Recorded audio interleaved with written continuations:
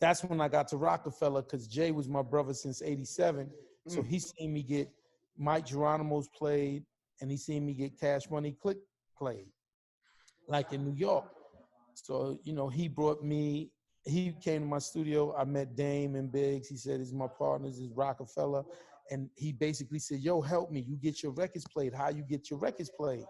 And I was like, "Well, I know everyone at Hot 97 with Funk Master Flex being the main one."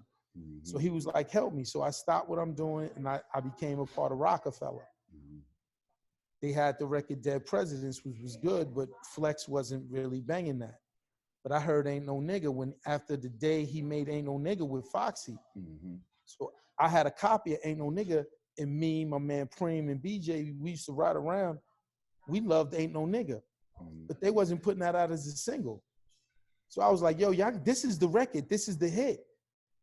So it took me like a week or so just pressing them to put it. They put it on the B side of Dead Presidents, and I always say that because that lets everyone know they wasn't thinking that that was the smash because it was on the B side. But they put it on the B side to appease me, and then they gave me like some white labels.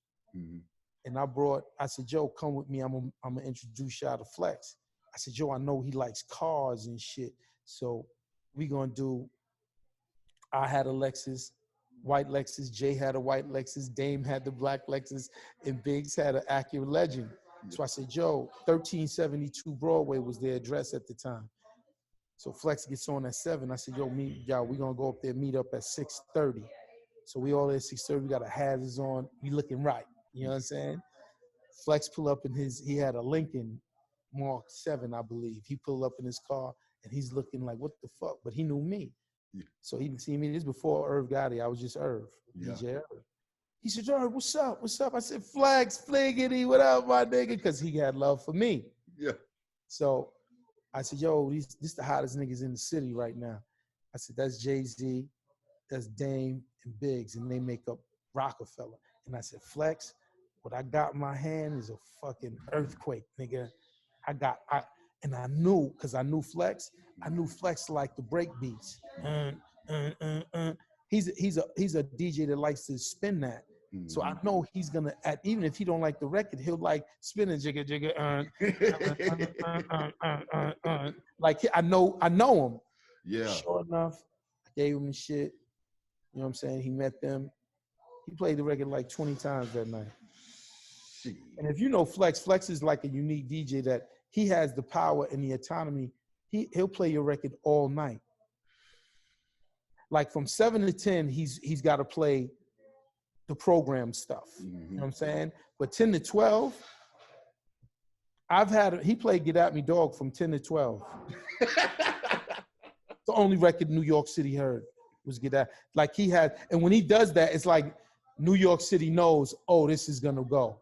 But it's kind of like other areas, like when he did that, I'm not gonna lie, from like Boston to Virginia, all followed suit. So when he did that with Ain't No Nigga, in my opinion, that night Roc A Fella was born. Because after that, it was an avalanche. You know what I'm saying? And now I'm a part of the thing. And I felt I was listening to his whole album and I wanted a record that personified who Jay-Z was, who personified Roc A Fella, because they was rich niggas before the music.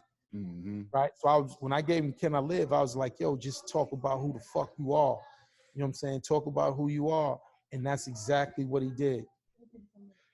Did you feel like that project was going to go down in history as one of those albums and one of the greatest albums of all time in hip-hop? In the mix of making it, hey, this is Kobe. This is my guy, Kobe. Was that the Kobe? Kobe said, "What's up?" Everybody loves Kobe. But, you know, when you're in the mix of doing something and that becomes legendary, you don't know it when you're doing it. You know, I've been a part of a bunch of legendary shit, and I can honestly say that I didn't know it was going to be to that level. You're just focused and concentrated on the work. You see what I'm saying? You're not really concentrating, yo, this is going to be legendary. You're just focused on serving motherfuckers and doing something that they love that you don't think about it. It ain't till years later we're like, wow, we did some legendary shit. Wow, Take me to 87 though, Gotti. 87, you and Jay-Z, two young men just trying to figure it out. Did y'all look at each other and say, hey man, we gonna get there? Or could you see it then? I could tell you this. Me and Jay is similar in we are extremely confident in ourselves. So I could say even in 87, I knew I was different. I knew I was special. I felt Jay was different. Jay was special.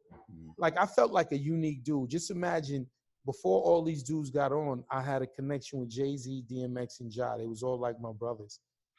And then to turn and help them all reach the pinnacle of success, like I felt very unique and very weird that God blessed me to be in all three of these guys' lives and to have a bond like this with all of them. You know what I'm saying? So I felt very weird and unique. But in 87, I didn't know we was going to reach the levels that we did, but I did. If you ask me, did I believe we was going to be special? Yeah. Okay. Yeah.